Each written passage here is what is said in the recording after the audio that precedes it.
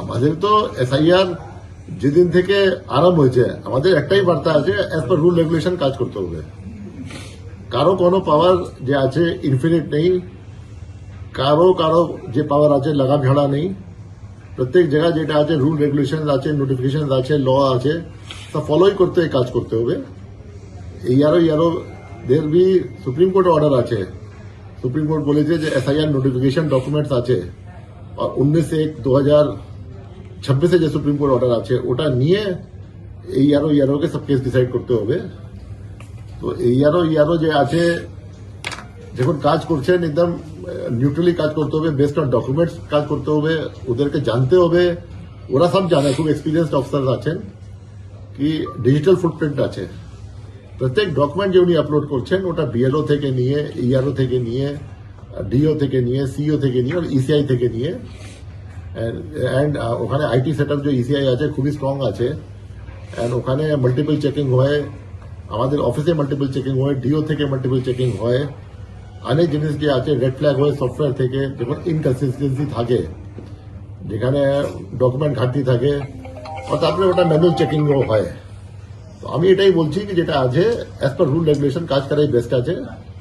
এখনো যত এন্ট্রি হয়ে গেছে ওটা রিভিউ করে নেবেন, যত ডিসপোজাল আছেন রিভিউ করে নেবেন। টাইম আছে, time is there up to 21st, and it is better to exercise all the powers as per the law and guidelines and notifications. এই যে 7 জনকে সাসপেন্ড করা হলো, এদেরকে চাকরি থেকে সাসপেন্ড করা হলো বা ইলেকশন কমিশন এরকমটা করতে পারে সেরকম? ইলেকশন কমিশন তো ওদেরকে তো যে ডেজিগনেশন ছিল ওখান থেকে সাসপেন্ড করেছে। ইলেকশন কমিশন তো কাকে অ্যাপয়েন্ট করে না by name, election commission designation appointment দেয়, যে ডেজিগনেশন আছে ওখান থেকেই সাসপেনশন করেছে। মানে সরকারি কাজ থেকে তারা কি কালকে সরকারি কাজটা করতে পারবেন না, শুধুমাত্র ইলেকশনে কাজ করতে পারবেন না? ইলেকশনে যেটা কাজ আছে ওটা থেকে তো উইথড্র হয়ে গেছে, ওর ডেজিগনেশন অন্য লোককে পোস্ট করতে হবে।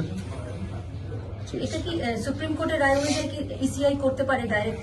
এটা তো ওই অর্ডার মধ্যে লিখেছে কি 2000 আমার একটা অর্ডার ছিল সুপ্রিম কোর্টে, যেখানে চুক্তি হয়েছিল all state government and DoPT চুক্তি করেছিল ইসিআই থেকে। এটা তো অর্ডার মধ্যেই আমি দেখেছি, অর্ডার মধ্যেই লেখা আছে। স্যার আরেকটা বাংলার বাড়ির ক্ষেত্রে যে আজকে যেটা নির্দেশিকা এসছে, সেটা বাংলার বাড়ির ক্ষেত্রে কি বলা হচ্ছে? ওটা ওই ডকুমেন্ট কি প্রযোজ্য নয় যেটা দেওয়া হচ্ছে?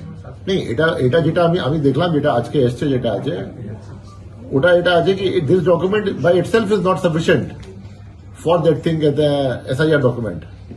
যে আপনার 13 ডকুমেন্টস আছে ওর মধ্যে this is not the only document which can be eligible. Sir আরেকটা ক্লারিফিকেশন, এই যে সাসপেনশন এরপরে কি এরা কি নিজেদের এই যে গভর্নমেন্টকে বলা হয়েছে যে ডিসিপ্লিনারি একটা ব্যবস্থা নেওয়ার ক্ষেত্রে, এরপর প্রসেসটা কি? এরপর এই যে সাসপেন্ড করা হলো এরপর প্রসেসটা কি? দেখুন প্রসেস যেটা আছে, যত কেস ডিসপোজ করেছে অ্যাজ ইআরও, कि आगे तो ইআরও কোনদিন পাওয়ার থাকতো না, ইআরও ডিসপোজ করতো। ইভেন বিহার এসআইআর এ আপনার ইআরও ডিসপোজ করলো। এখানে আর কিছু স্টেটে যে আছে because of large number of cases ERO same পাওয়ার হয়ে গেছে, অ্যাক্ট অ্যালাউ করে আর ইসিআই দিয়েছে। তো ওরা সব ডিসপোজাল করেছে ফুল অ্যাজ ইআরও। যত কেস ডিসপোজ করেছে ওসব যে ইআরও আছেন, যে কনসার্ন ইআরও আছেন, ওদেরকে বলা হয়েছে কি আপনি রিভিউ করুন যত কেস হয়েছে। অ্যান্ড আপনার ডিপি যেটা স্টেট গভর্নমেন্ট আরম্ভ করবে, ডিপি যেটা আছে, যেটা রুল আছে 6 মাস মধ্যে কনক্লুড করার পরে ইসিআই কমেন্টস নিয়ে পরে ফাইনাল করা যাবে। Thank you.